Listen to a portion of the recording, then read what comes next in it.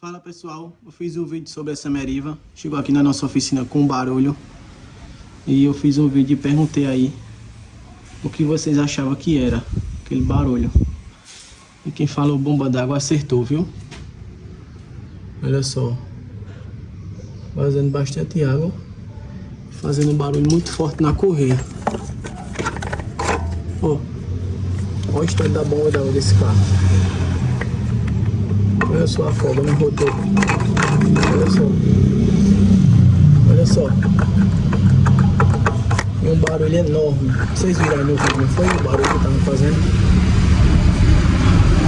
Então, se você gostou desse vídeo, deixa seu like, compartilha aí, que vai nos ajudar bastante.